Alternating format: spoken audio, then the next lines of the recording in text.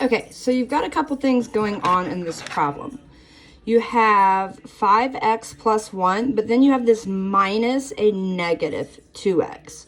So before you can combine like terms, you're going to have to distribute this negative sign into here. And what does that look like? So if I distribute that into here, this is essentially an imaginary 1, a negative 1. So now this becomes 5x plus 1 plus, so if you look here, how does this become plus 2x? It's because negative 1 times negative 2x becomes plus 2x is equal to negative 8.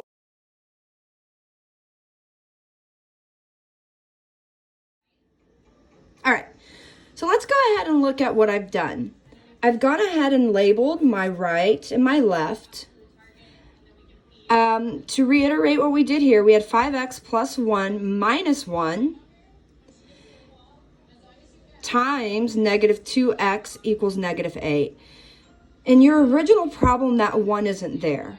But remember that when we have something in parentheses and we have a negative on the outside of a parentheses, we multiply that in. And so that becomes a positive 2x because negative times a negative is a positive. So we drop the 5x down, we drop the 1x down, or the plus 1 down, and the plus 2x. I went ahead and combined my like terms. So because I have no variables on the right side, if you notice I circled my variables and coefficients, I'm not going to put my coefficients and variables on that side, okay? I'm going to keep my coefficients and variables on this side and move my constants to the right. I want you to go ahead and try that.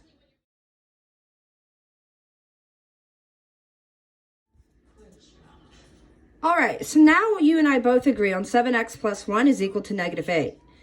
This is a positive 1, and it's also a constant. So I have to subtract it to get it with my other constant. This gives me 7x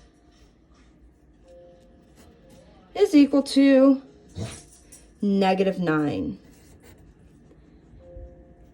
The next step to do after that is the inverse of multiplication. So I divide by 7. Don't take the x. Divide by 7. And you should end up with x is equal to negative 9/7. I'm sorry, I'm struggling. That's what I got. Is that what you got? Let me know. Okay. All right. So we got to think about the order of operations. PE will always stay in the same place. It's that M and D and that A and S that will swap places. But if you look at it, this is first, one of these will always be second, and one of these will always be after, okay? So the first thing I'm going to do is look at my parentheses. Here I have a negative 3, but there's nothing outside of it but an imaginary positive 1. So I'm just going to drop that down. Becomes that negative 3 again, okay? But now I have exponents. So my exponents say 16 because 4 times 4 is 16. So I'm going to drop that down. And lastly, I have this 5. I have now taken care of my parentheses and my exponents. The next thing I need to take care of is either multiplication and division or division and multiplication. I see that I have multiplication right here, and that is what I'm going to solve next. You should do the same.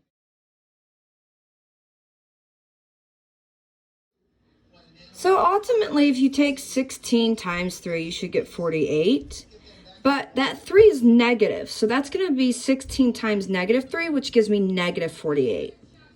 So I've taken care of multiplication. There is no division, and now I can move on to addition and subtraction. This is addition. I have a positive 5 and a negative 48. If I rewrote this, I could rewrite it as 5 minus 48. Or I could write it as 48 minus 5 and then just put a negative sign in front of it. I know that if I have negative 48, but I put a positive to that 48, it's going to give me negative 43. And that is my final answer.